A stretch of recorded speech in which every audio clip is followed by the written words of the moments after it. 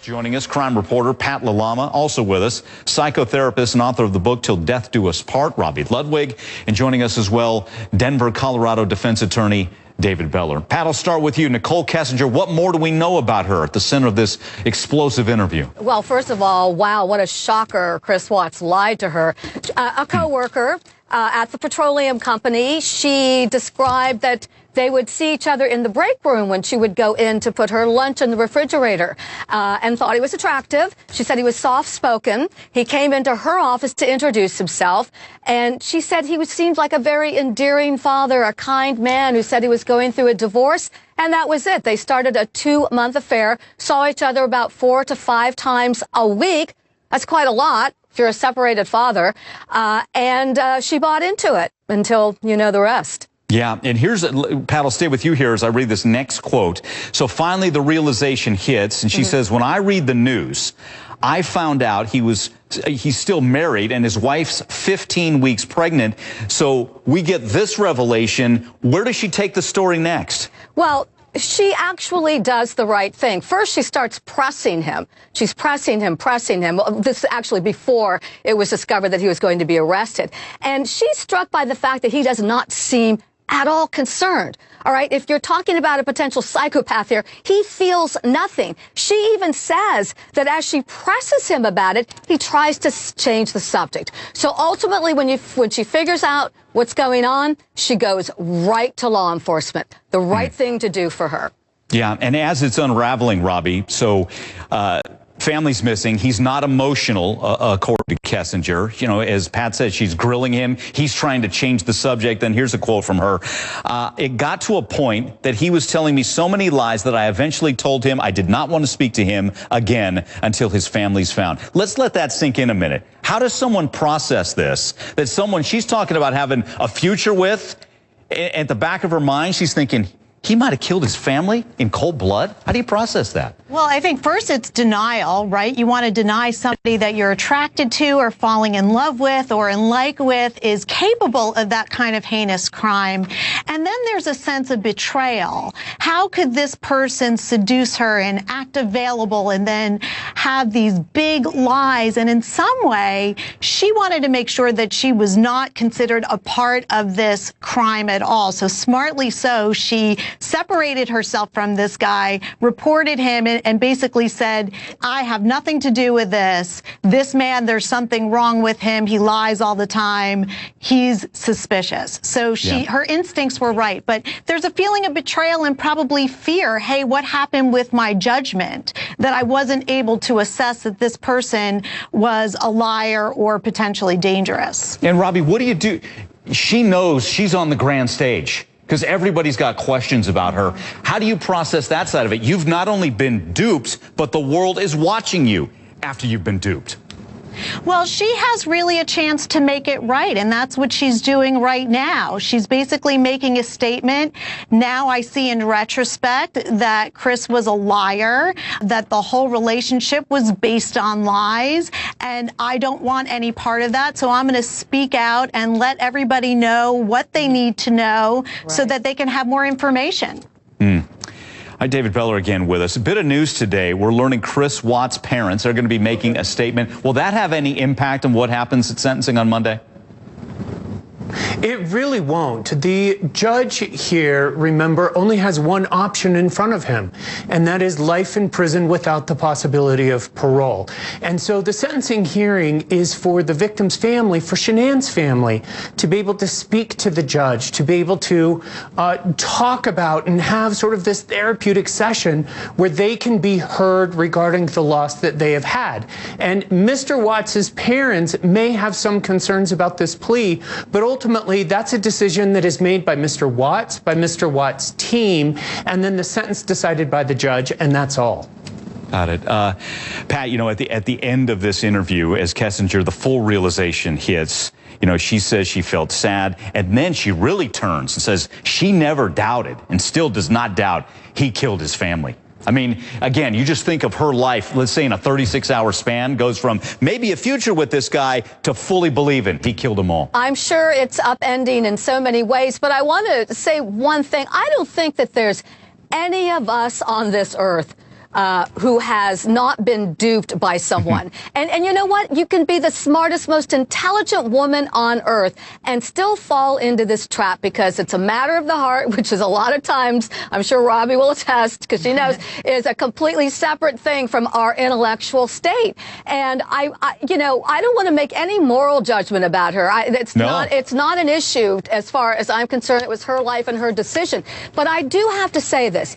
If people start believing, oh, well, there's the motive. No, I'm not a psychologist, but I've covered enough criminal cases. This was not a motive for him. This was maybe a catalyst, but this man he wanted to be completely unencumbered. And again, to use the Scott Peterson analogy, the only way he knew to do it so that he could sleep at night was to wipe everybody off the face of the earth as if they didn't exist. Believe me, he had no plans of marrying this young lady or being with her, even though he told her to get an apartment for them.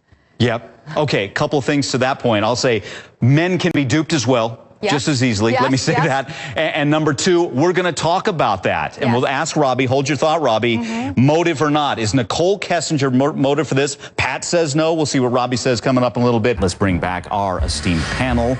Pat Lalama's back with us, crime journalist, and so is Robi Ludwig, a psychotherapist and author of the book Till Death Do Us Part. Let's hit that line again. Pat has already weighed in on motive. Robbie, I'll ask you, is Nicole Kessinger, the mistress, motive for Chris Watts murdering his family? I agree with Pat. She is not a motive. She may be a trigger. And Chris could have had the idea, the fantasy that if he were to choose Nicole and choose a new life, then he would be happy, then he would be saved, then his life would feel meaningful the way it really should. But it sounds like Chris is the type of philanderer who chooses women and then gets very disillusioned when he doesn't get what he wants out of the relationship and then strays. And worst case scenario, kills to get out of a situation that doesn't work. And Pat, I'll let you finish your point. Let's make the point. The fact is, according to this interview with the Denver Post, that Nicole says he wants her to help find him an apartment. They're talking long-term plans. But again, you guys are on the same page, and I'll let you weigh in, Pat. This is not motive. No, it's absolutely. Look, here's the thing. A psychopath, do I know if he's a psychopath? I don't know, but let me just use the term loosely. Someone like him didn't wake up one morning and become a man who could brutally and heinously murder his wife and put those two beautiful little children in oil vats. That man was made a long time ago. That seed was planted a long time ago. And if you look at a longer history, and we can do that over time, maybe on Monday, there were a lot of failures in his life. I don't think he achieved what he ever wanted. He had all kinds of financial problems. There are allegations that he even had an affair or at least a tryst with a man. I think he was just a confused, unhappy, miserable person that it led to some sort of psychosis. And like Robbie said, I think she was a trigger. Oh, now I'll really be happy. But you know what? I'll bet Ms. Kessinger is thanking her lucky stars. She never had a key to any apartment that belonged to Chris Watts. Wow, what a point that is. Let's read another quote from this interview. Again, that's the back and forth, and Pat, I'm glad you said that. We see these cute little girls, they ended up, and it's horrific to even say, in oil vats. Yeah. Yet, here's the quote, and Robbie, I'll start with you, about Nicole being wooed by this guy, that he's a soft-spoken man, he's a good listener. And then the quote, when it all comes to pass and realization hits, that if he's able to lie to me and hide something that big, what else was he lying about? And this is not, by the way, to beat up Nicole Kessinger. It's more of just when we're all duped like this, what do we do with it, especially when it's on such a grand scale like this, Robbie? Yeah, well, first of all, it takes a while to get to know somebody. And the truth of the matter is sometimes somebody with an antisocial personality is easier to be around than regular people because their goal is to charm and seduce. That is their anesthesia. They don't want people knowing that they have aggressive tendencies, so they hide it. And Chris is somebody, if you hear how people describe him, he did not present any aggression at all. He just presented his very sweet, charming, endearing side of his personality. And just to state again, if he does have antisocial personality or sociopathy, everything they do is for themselves. They use every single person in their life. So they may use a relationship to get out of a miserable relationship, but everything is for their own personal gain. Here's another aspect. I think we have a side-by-side picture of Nicole Kessinger and Shanann Watts. Does it strike either of you? There's a similar look, let's be honest, and what the mindset is to that. Robbie, I'll let you start. Yeah, no, this was Chris's do-over. He clearly had a certain type. He was drawn to this woman, Nicole, and he thought, oh, I got it wrong with Shanann, but this time, this woman can make me happy. I'll get it right. She will love me in the right way, and she will make me into the man that I need to be, unlike the first mistake that I made. Got it. Pat, your thoughts on that as we see the pictures? I want to throw something in here that's a little bit associated with it's regarding Shanann. And I do not want to disparage her life in any way. And she just seemed like an absolute queen, a princess of a mother, of a human being. I mean, honestly. But I have to tell you, I have been suspicious all along of how happy that marriage really was. I don't find it particularly, I don't want to use the word normal, but it seems a little off that she spent so much time videotaping, posting, hours and hours, telling long, elaborate stories about her life to a camera to post for who to see. I almost feel like that poor woman was trying to convince herself she was in a happy marriage, but knew perhaps it wasn't. I'd love to know what Robbie thinks of that.